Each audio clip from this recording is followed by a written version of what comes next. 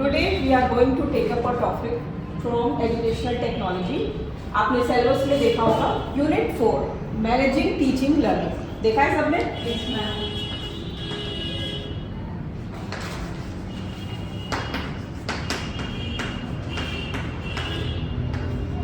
अब जैसा कि आप नाम में देख रहे हैं 3 वर्ड्स हैं मैनेजिंग, टीचिंग और लर्निंग। यही आपकी यूनिट का नाम है और देखने में ये जितना छोटा लग रहा है ये अपने आप में बहुत सारी चीज़ें इंक्लूड किए हुए हैं। ये मैं अभी आपको बताऊंगी। और इस यूनिट में आपने देखा होगा कि सिर्फ 4 वर्ड्स लिखे हुए हैं। आपने देखा होगा 4 शब्द इसमें लिखे हुए हैं प्लानिंग और याद है किसी को? Yes, ma'am. Organizing. Organising. Third क्या है? लीडिंग। और फोर्थ है कंट्रोलिंग।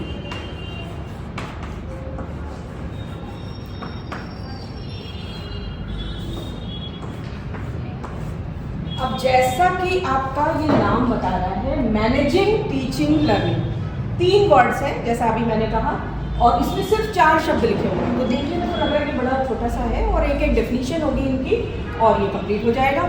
लेकिन इन चीज़ों में आपका पूरा बीएड का जो कुछ भी टीचिंग लर्निंग की प्रोसेस होती है वो सारा कुछ इसमें इंक्लूडेड है। अब हम बात करते हैं पहले word managing word. Managing word तो बहुत कॉमन है, आप हमेशा सुनते रहते हैं।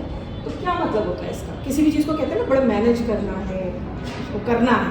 तो ये क्या करते हैं? सपोज आपके घर में कोई फंक्शन होने वाला है, कोई भी छोटी मोटी गतिविधि, कोई धार्मिक चीज़ है या कोई मैरिज है सपोज, तो उसमें क्या करते हैं सब चीज़ें प्लान करते हैं ना कि मैनेज कर सारी चीज़ें कैसे ऑर्गेनाइज करें, कौन करेगा, क्या काम होना है, किस लेवल का होना है, कितना फाइनेंस लगेगा। इस तरह से वो सारी चीज़ों को एक फॉर्मेट दिया जाता है और उसके बाद फिर एक्चुअल एग्जीक्यूशन उसका शुरू होता है। तो इसी तरह से एजुकेशनल सिस्टम में हमको क्या करना है, चीज़ों को कैसे ऑर्गेनाइज करना है और इस ऑर्गेनाइजेशन में पहले कौन से काम करने हैं और कौन से काम बाद में होंगे। ठीक है, तो जैसा कि आप इन 4 वर्ड्स में देख रहे हैं इसी में सब चीज़ें समाहित हैं। मैनेज करेंगे हम किस चीज़ को? टीचिंग को। और लर्निंग किसकी हो रही है? स्टूडेंट की। तो पूरी प्रक्रिया को कैसे ऑर्गेनाइज करना है। अब पहला जो इसका स्टेप है आपको प्लानिंग। प्लानिंग वर्ड बिल्कुल सिंपल वर्ड है जैसा कि आप जानते हैं, प्लान करना है। अब आप मुझे ये बताइए कि प्लान क्या चीज़ करते हैं टीचिंग की प्रक्रिया में? आप टीचर बनने जा रहे हैं, अभी आपने लेसन प्लानिंग वगैरह थोड़ी बहुत की है, तो क्या चीज़ें प्लान करते हैं आप? पहले बिफोर हैंड क्या होता है? प्री मैम की जो हमें कल पढ़ाना है, हाँ, उसकी उसको कैसे प्लान करें, प्रेजेंट करेंगे। उस प्लानिंग में सबसे पहली चीज़ क्या आती है आपके दिमाग में? तो फर्स्ट थॉट आता है टॉपिक और कंटेंट। लेकिन उससे भी पहले एक चीज़ आनी चाहिए, कंटेंट एनालिसिस। लेकिन सबसे पहले कोई भी काम हम करते हैं तो सबसे पहला थॉट क्या आता है? किसके लिए करते हैं?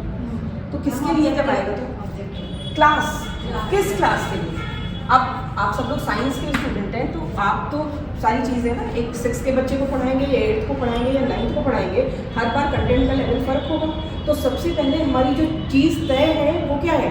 किस क्लास को हम संबोधित कर रहे हैं। तो जो हमारी टारगेट ऑडियंस है वो सबसे पहले तय होती है और उसके बाद फिर हम इन चीज़ों पर आते हैं जो ये सारे स्टेप्स इसमें करेंगे। तो सबसे पहले हम टेकअप करेंगे प्लानिंग को, जो हमारा ये स्टेप है।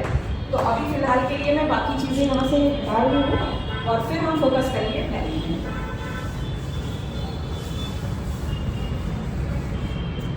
प्लानिंग का जो हिंदी वर्ड है वो कुछ आपको इसको क्या कहते हैं? नियोजन, प्लान करना। सबसे पहले हमने क्लास तय कर ली, उसके बाद जो आता है वो आता है जॉब एनालिसिस। अब ये जॉब एनालिसिस क्या होता है? जॉब यहाँ पे हमारा क्या है? टीचिंग लर्निंग की प्रोसेस को कंडक्ट करना। तो यहाँ पर इस जॉब एनालिसिस में जो चीज़ें आएंगी वो क्या होगी? सबसे पहली चीज जो अभी आप साक्षी बोल रही थी, कंटेंट एनालिसिस। जो कार्य हमको करना है उसमें सबसे पहली चीज होगी कंटेंट एनालिसिस की, उसके बाद स्किल आएगा। ठीक है, मेरी समझ से जो मैं सबसे ज़्यादा वेटेज देती हूँ एक साइंस के स्टूडेंट को, सोशल साइंसेज और मैथ्स में सबसे जो इम्पोर्टेंट होता है वो होता है कंटेंट एनालिसिस। अब ये क्या चीज़ होती है, आपको कौन सी यूनिट पढ़ानी है, कौन सा चैप्टर पढ़ाना है और उस चैप्टर को आप कितने पार्ट्स में डिवाइड करके पढ़ाओगे, ये सारी चीज़ें इसी प्लानिंग के स्टेज पर ही तय हो जाएंगी। ठीक है, मैंने जो एक्सपीरियंस किया है कि जैसे लैंग्वेजेस में होते हैं बच्चे, तो वो लोग क्या करते हैं कि एक दिन में, आप में से कुछ लोग लैंग्वेज के भी हैं, हिंदी इंग्लिश के, तो आप लोग क्या करते हो कि एक चैप्टर को एक दिन में पढ़ा देते हो, चाहे वो पोएम होती है, पोएट्री का कुछ होता है, या कोई और चैप्टर होता है, या कोई ऐसे आप पढ़ा रहे हो। एक दिन में कभी भी आप उसको एक लैंग्वेज के चैप्टर को नहीं पढ़ा सकते। उसी तरह से साइंस में भी होता है। तो आपको सबसे पहले क्या करना होता है, आपने देखा होगा किताबों में जो चैप्टर्स होते हैं वो यूनिट्स में डिवाइडेड होते हैं और एक यूनिट के अंतर्गत वो फिर लेसन्स में डिवाइडेड होते हैं। वो डिवीज़न किताबों में किस लिए दिया होता है, सिमिलर कंसेप्ट्स जो हैं वो एक यूनिट के अंतर्गत रखे जाते हैं। तो यहाँ पर हमको क्या करना है, हमने एक चैप्टर लिया, उसको सबसे पहले एक टीचर कभी ये ना सोचे कि हमको छठी क्लास को या 8वीं क्लास को पढ़ाने के लिए, हम तो ग्रेजुएट हैं, पोस्ट ग्रेजुएट हैं, we don't need to study, ये थॉट सबसे पहले आपको दिमाग से लें। आप अगर 5वीं को भी पढ़ा रहे हैं, छठी को भी पढ़ा रहे हैं, तो सबसे पहले आपको बिल्कुल तैयार होकर जाना है कि हमको क्या पढ़ाना है और सारी चीज़ें बिल्कुल क्लियर होनी चाहिए। तो आपने एक चैप्टर चूज़ कर लिया, जो भी आपका सीक्वेंस में चल रहा है, जिस यूनिट का भी जो भी चैप्टर है, उस चैप्टर को सबसे पहला काम जो होता है एक अच्छे टीचर को क्या करना चाहिए, उसको रीड करना चाहिए। ठीक है, खुद वो पढ़ेगा, कभी ये मत सोचिए कि ये सब तो हमको पता है, नहीं। उस पढ़ने से क्या होगा कि आप उन चीज़ों को देख लेंगे कि इसमें कौन कौन से टीचिंग पॉइंट्स, कौन कौन से कंटेंट, सब कंटेंट आ रहे हैं इसके अंतर्गत। उन सारे कंटेंट्स को आपको करना क्या है, यही कंटेंट एनालिसिस हो रही है। इसमें क्या करना है, कई बार आप देखेंगे कि चैप्टर्स में चीज़ें जो हैं वो एक प्रॉपर सीक्वेंस में थोड़ा बहुत आगे पीछे होती हैं, तो आपको उन सारी चीज़ों को क्या करना है, एक लॉजिकल सीक्वेंस में लगाना है। ठीक है, और इसका प्रयोग, लॉजिकल सीक्वेंस का प्रयोग साइंस और मैथमेटिक्स में बहुत ज़्यादा होता है। वहाँ पर आपको कुछ प्रिंसिपल्स होते हैं जिनको हम मैगजीन्स ऑफ टीचिंग कहते हैं, ये एक सेपरेट टॉपिक है जो आप अलग से पढ़ेंगे। तो वहाँ पर क्या करते हैं, सिंपल टू कॉम्प्लेक्स की तरफ बढ़ते हैं, या कॉन्क्रीट से एब्स्ट्रैक्ट की तरफ बढ़ते हैं, या नोन से अननोन की तरफ बढ़ते हैं। जो चीज़ बच्चे को पता है या जो चीज़ सिंपल है पहले उसको लेंगे, और जो फिर टफ चीज़ है या अननोन चीज़ है उसकी तरफ बढ़ेंगे। किसी को कहते हैं लॉजिकल सीक्वेंसिंग। तो हमको पूरे चैप्टर को स्टडी करके, आपके हाथ में साइड में एक पेन होनी चाहिए, आप सारी कंटेंट्स को अरेंज करेंगे कि भाई ये वाला चीज़ थोड़ा मुझे पहले लेनी पड़ेगी, ये वाली बाद में लेनी पड़ेगी। और पूरे चैप्टर का जब आप थॉरोली पढ़ लेंगे तो सब आपको पता चलेगा कि इस चैप्टर में हमें कितने प्लान बनाने हैं। ठीक है, उसी पर तो आप फोकस कर रहे हैं, लेसन प्लानिंग पर। तो कितने प्लान पढ़ाने, सपोज आपने पूरे चैप्टर को पढ़ा और आपने डिसाइड कर दिया कि हमारे 3 प्लान्स बनेंगे। अब आपको क्या करना है कि जितने भी उसके टॉपिक्स हैं और सब टॉपिक्स हैं उनको आपको लॉजिकली अरेंज करके 3 पार्ट में बांट लेना है। फर्स्ट लेसन प्लान में ये होगा, सेकंड में ये होगा, थर्ड में ये होगा। ठीक है, तो ये जितना प्रोसेस है प्लानिंग का, ये आता है कंटेंट एनालिसिस में। बात समझ में आ गई? इसको आप लॉजिकली अरेंज करके और डिवाइड कर लेंगे कि पहले ये चीज़ें करेंगे, उसके बाद ये करेंगे, उसके बाद ये करेंगे। फर्स्ट टीचिंग प्लान हमारा ये होगा, सेकंड वाला ये होगा, थर्ड वाला ये होगा। और इसको कहाँ तक आप लेकर जाते हैं, जो लास्ट पॉइंट होता है लेसन प्लानिंग में आपको पढ़ा भी था, वो क्या कहलाता था, कंटेंट एनालिसिस जो करते थे तो वो लास्ट चीज़ जो आती थी वो क्या कहलाती थी, एलिमेंट। ये एलिमेंट क्या होता था, आपका एक टीचिंग पॉइंट। कहते थे ना, पहला टीचिंग पॉइंट है हमारा, दूसरा टीचिंग पॉइंट है, तीसरा। तो ये जो finest unit of content analysis है वो क्या है, एलिमेंट है। ठीक है, इतनी बात समझ में आ गई। तो पहली कार्य आपने क्या किया, कंटेंट एनालिसिस का किया। अब दूसरी जो चीज आती है वो आती है आपकी स्किल एनालिसिस। और इस स्किल एनालिसिस में क्या क्या चीजें होती हैं,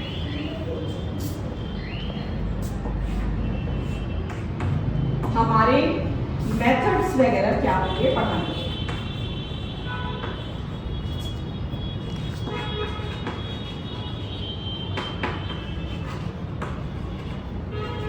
आप लोगों ने टैक्टिस वर्ड का नाम सुना है? क्या होती है टैक्टिस?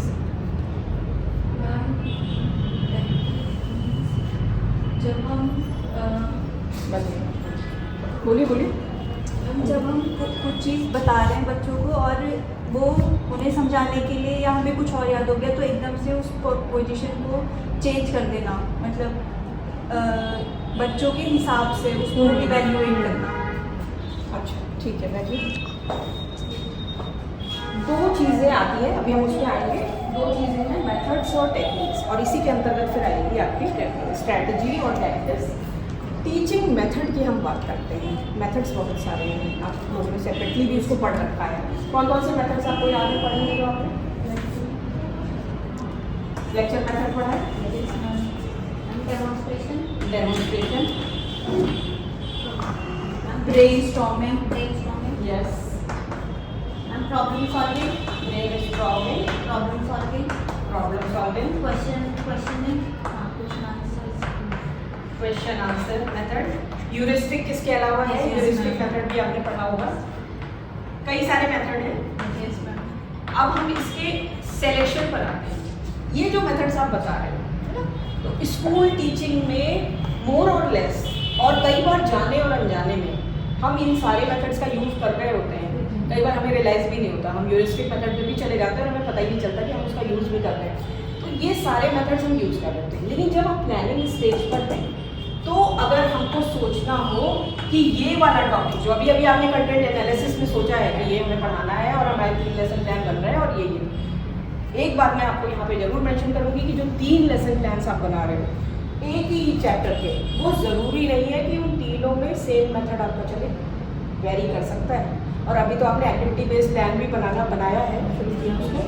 तो एक्टिविटी बेस्ड प्लान में आप देखते हैं कि एक ही प्लान में वेरिएशन आता है, कभी आप कोई मेथड यूज़ कर रहे हो तो कभी कोई और मेथड यूज़ कर रहे हो। तो विद इन, मैं यहाँ पे ये अंडरलाइन करना चाह रही हूँ कि with in the lesson plan आप ये मेथड्स का यूज़ कर रहे होते हो अलग अलग जगहों पे। कभी आप क्वेश्चन आंसर पे आ जाते हो, कभी ब्रेनस्टॉर्मिंग पे आ जाते हो, कभी डेमोन्स्ट्रेशन, लेकिन जो मेजर पोर्शन यूज होता है that is lecture come demonstration method. उसमें आप बीच बीच में छोटी छोटी जो एक्टिविटीज़ करते हैं उसको आप एक्सपेरिमेंटल मेथड में भी ले सकते हो, क्योंकि छोटी क्लासेस में हम लैब्स में नहीं जाते तो स्मॉल एक्सपेरिमेंट जो हम क्लास में करते हैं दैट कम्स अंडर इट। तो ये भी तय हो जाएगा प्लानिंग पे कि जो लेसन प्लान हमने तय किया उसमें हम मेथड कौन सा इस्तेमाल करेंगे, कौन सा ज़्यादा, ये किस पे डिपेंड करेगा आपको पता चल जाएगा। इफेक्टिविटी, यहाँ पे डेमो देना है, हमको चीज़ों को दिखाना है, बच्चों को छोटी सी एक्टिविटी करनी है, तो वो एक्टिविटी मेथड या एक्सपेरिमेंटेशन मेथड वो वहीं पे पहले आपके दिमाग में आ जाएगा कि हाँ अब सिर्फ तय करने से काम नहीं चलेगा, इसके लिए कुछ करना भी तो होगा। सपोज आपने डेमोन्स्ट्रेशन किया तो अब उस डेमोन्स्ट्रेशन के लिए को पूरा करने के लिए क्या करना होगा आपको? कुछ तैयारी तो करेंगे ना। कैसी तैयारी होगी वो? साइंस में जैसे आप लोगों ने सपोज आप मैग्नेटिज्म पढ़ा रहे हैं तो मैग्नेटिज्म के लिए आप चीज़ें मैग्नेट में कौन सी मैग्नेट से अट्रैक्ट हो रही हैं, कौन सी नहीं हो रही हैं, या आप इंग्लिश में कर रहे हो वर्ड मीनिंग्स करनी है तो कहाँ आपको फ्लैश कार्ड यूज़ करना है, तो वो फ्लैश कार्ड बनाओगे भी तो वो कहाँ पे आ जाएगा, वो इसी प्लानिंग स्टेज में तैयारी हो जाएगी कि भाई ये वर्ड्स जो है हम फ्लैश कार्ड से करेंगे, ये मेक सेंटेंसेस में करेंगे, ये किसी और तरीके से करेंगे, उसकी जो तैयारी होगी दैट विल कम हियर। ठीक है, और इसी के साथ एक हल्का सा आपको जो आ जाएगा आइडिया कि कौन से टीचिंग एड्स हम यूज़ करेंगे। अगर साइंस के रेफरेंस में या मैथ्स में या सोशल साइंसेस की बात करें तो मॉडल्स कहाँ होंगे, कहाँ पे चार्ट्स होंगे, कैसे हमको करना होगा, वो सारी चीज़ें भी एक रफ पिक्चर आप यहीं पे कर लेंगे। उसकी प्रिपरेशन के लिए सोचना शुरू करेंगे कैसे करना है। तो अभी जो आपको ये बड़ा इलेबोरेट सा लग रहा है बट टफ प्रोसेस है, टफ नहीं है, ये बड़ी स्मूथली होती जाती है, आप लोग कर चुके हैं इसको। बस इसका जो बाइफर्केशन है ये थ्योरेटिकल फॉर्म में भी आपको जाना बहुत ज़रूरी है। ये जो पूरा का पूरा आपका टॉपिक है मैनेजिंग टीचिंग लर्निंग, ये अभी जैसे मैंने बताया 4 पार्ट्स में डिवाइडेड है। तो this entire topic is also very important for exam. Simple आ जाएगा what do you mean by managing teaching learning, और इसमें जो 4 पार्ट्स हैं उनके बारे में इंडिपेंडेंटली भी पूछा जाता है कि प्लानिंग में क्या चीज़ें होती हैं। बाकी तो इतनी बात आपको समझ आ गई। स्किल एनालिसिस में ये मेथड चूज कर लेंगे और उसके बाद टेक्निक्स क्या रहेंगी, कौन से टीचिंग एड्स वगैरह आएंगे। टीचिंग एड एक सेपरेटली अभी टॉपिक है, वो हम आगे पढ़ेंगे। अब इसमें एक जो बहुत इंपॉर्टेंट चीज़ आती है इस प्लानिंग स्टेप पर, जिसमें अक्सर थोड़ा सा आप लोगों को समस्या आती है, वो है टीचिंग ऑब्जेक्टिव्स। ऑब्जेक्टिव वर्ड जो सबने सुना है, क्या होता है ऑब्जेक्टिव?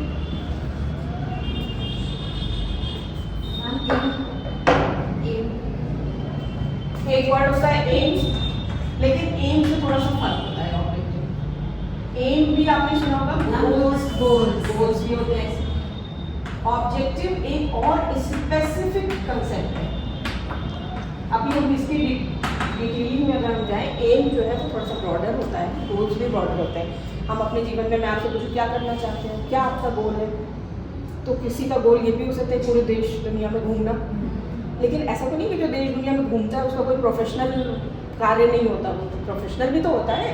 तो एम्स, गोल्स, ऑब्जेक्टिव्स ये सब इंटर रिलेटेड भी हैं, थोड़ा इनमें वेरिएशन भी है। यहाँ जिस ऑब्जेक्टिव की हम बात कर रहे हैं वो है टीचिंग ऑब्जेक्टिव। तो अभी हम इसके डिटेल में नहीं जाएंगे, ये सारा एक सेपरेट टॉपिक है, पर अभी हम इसके कंटिन्यूएशन में चलेंगे। टीचिंग ऑब्जेक्टिव की हम यहाँ पे बात कर रहे हैं, और इसी के साथ है एजुकेशनल ऑब्जेक्टिव। जब हम टीचिंग लर्निंग की जो प्रक्रिया कर रहे हैं उससे हम कौन से ऑब्जेक्टिव फुलफिल करना चाह रहे हैं, क्या हम पाना चाह रहे हैं। सपोज हमने टॉपिक लिया, अभी हमने जिस टॉपिक की बात कर रहे थे वो ही कर लेते हैं, मैग्नेटिज्म पढ़ा है बच्चों को, हम क्या चाहते हैं उससे। या इससे भी एक सरल उदाहरण ले लेते हैं तो सबके लिए एक होगा। सपोज हम बच्चों को फ्लावर पढ़ा रहे हैं, फूल के बारे में पढ़ा रहे हैं, तो वो जो उसके पीछे का उद्देश्य होता है वो क्या होता है। आपने जनरल ऑब्जेक्टिव सुना है, आपने स्पेसिफिक ऑब्जेक्टिव सुना है। तो जनरल ऑब्जेक्टिव क्या होता था, उस विषय को पढ़ने का क्या उद्देश्य है कि भाई साइंस पढ़ के बच्चा क्या करेगा या मैथ्स पढ़ के बच्चा क्या करेगा। लेकिन जब हम स्पेसिफिक ऑब्जेक्टिव पर आते हैं कि फ्लावर के बारे में पढ़ के बच्चे को क्या मिलेगा, उसके रिगार्डिंग नॉलेज। हाँ, कैसी नॉलेज? अगर हम किसी नॉर्मल जैसे जो इस फील्ड से नहीं संबंधित है, तो जनरल एक कंसेप्ट क्या होगा कि हमें बहुत सारे पेड़ पौधे होते हैं जिनमें फूल लगते हैं, कुछ ऐसे भी होते हैं जिनमें नहीं लगते। एक मेजर कंसेप्ट यही है। अब फूल के भी बहुत प्रकार हैं, इन्फ्लोरेसेंस भी बहुत तरह के होते हैं। ये सारी जो चीज़ें होती हैं वो कब जानते हैं हम, जब उसके बारे में हम पढ़ना शुरू करते हैं। तो teaching objective for teaching that chapter, क्या बच्चा इससे जानेगा, किन चीज़ों के बारे में अवेयर होगा, इन्वायरमेंट के बारे में ज़्यादा जानेगा, कहाँ पर क्या चीज़ें एग्जिस्ट करती हैं, लिविंग नॉन लिविंग क्या है, प्लांट एनिमल के बीच का कंसेप्ट क्या है, प्लांट्स में कितनी वैरायटी है, उन चीज़ों के बारे में जानेगा। या प्लांट्स के फ्लावर्स में बहुत सारी वैरायटी है, इसके बारे में जानेगा। तो ये तो एक ऑब्जेक्टिव हो गया। और जो टॉपिक आपने लिया है, फ्लावर को आपने कई भाग में बांटा कि भाई इसके पार्ट्स हम पढ़ेंगे, तो हर पार्ट को पढ़ने का भी एक अपना स्पेसिफिक ऑब्जेक्टिव हो गया।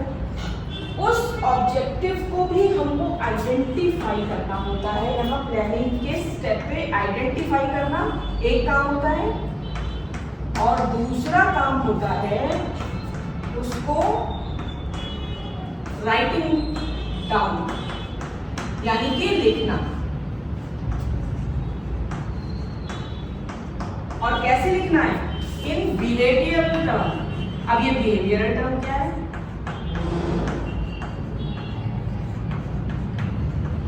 क्या होता है ये बिहेवियर टर्म। आपने ऑब्जेक्टिव जो लेसन प्लान में लिखे थे, अभी उसकी डिटेल्स जब आपने अपने मेथड्स में पढ़े होंगे, वहाँ पर एक कंसेप्ट आया था ब्लूम टैक्सोनॉमी, याद है किसी को? कॉग्निटिव और साइको, उसमें आपने डोमेन्स पढ़े थे। तो ब्लूम टैक्सोनॉमी का जो फाइनेस्ट चीज थी वो क्या थी, एक्शन वर्ड्स। जो टर्म्स होते थे उनको क्या कहते थे, एक्शन वर्ड्स। तो उन एक्शन वर्ब्स का आप यूज करते थे उसको लिखने के लिए। और कौन से एक्शन वर्ब्स यूज करते थे? Analyse, identify. एनालाइज और एनालाइज तो बात का हो गया। पहले अगर हम सबसे पहले स्टेज की बात करें तो स्टेट, लिस्ट, डिफाइन ये सारा आता था, फिर डिस्क्राइब आता था, फिर एनालिसिस और सिंथेसिस आती थी, फिर रिवोल्यूशन। ब्लूम टैक्सोनॉमी अभी हमें आगे पढ़नी है तो उसमें हम और डिटेल में देखेंगे। तो जब हम ऑब्जेक्टिव लिखते हैं तो कैसे लिखते हैं, बिहेवियरल टर्म में लिखते हैं। लेकिन उससे पहले जो जरूरी काम होता है वो क्या होता है, उसको आइडेंटिफाई करना कि हम इस पर्टिकुलर टीचिंग पॉइंट को पढ़ाकर कौन सा ऑब्जेक्टिव पूरा कर लेंगे। सिंपल टर्म में तो क्या मिलेगा इसको पढ़ के, अगर हम वैसी भाषा में बोले क्या मिलेगा, क्या फ़ायदा है, बच्चे को क्या फ़ायदा होगा, क्या जानेगा वो। तो आप स्पेसिफिक होंगे कि ये चीज़ पढ़कर, ये वाला टीचिंग पॉइंट पढ़ के, अब आफ्टर स्टडीइंग मैग्नेटिज्म या टाइप्स ऑफ मैग्नेट या magnetism and its properties, the child will be able to define magnetism, he will be able to differentiate between magnetic and non-magnetic object। Differentiate करना एक अलग objective है, define करना एक अलग objective है। तो वो सारी बातें भी हम यहीं पे तय करते हैं, और फिर लिखने का कार्य तो तब आता है जब हम उसको लेसन प्लान में लिखते हैं। तो किस फॉर्म में लिखते हैं, बिहेवियर के फॉर्म में। और ये बिहेवियर फॉर्म कुछ भी नहीं है, बस वही है कि the student will be able to, ऐसे ही तो लिखे थे आप, छात्र फला फला जो भी टॉपिक है आपका उसको परिभाषित कर पाएगा, इसके और इसके बीच में विभेद कर पाएगा, इसके उदाहरण दे पाएगा। ये सारा जो है that is what writing objective से बिहेवियर टर्म। तो ये आपका जो पूरा ये प्रोसेस है दैट इज, ये सारी चीज़ें स्टेजेस आती हैं प्लानिंग में। तो आपका जो मैनेजमेंट ऑफ टीचिंग लर्निंग का जो एक कंपोनेंट था प्लानिंग यानी कि नियोजन, ये यहाँ पे ख़त्म होता है। और किसी को कोई डाउट है अभी इसमें, समझ आ गया प्रेरणा आपको? तो इसको हम यहीं पे ऐड करेंगे और उसके बाद हम बी सेक्शन के ऊपर जाएंगे। प्लानिंग यहाँ पे खत्म होगा, ठीक है। Thank you.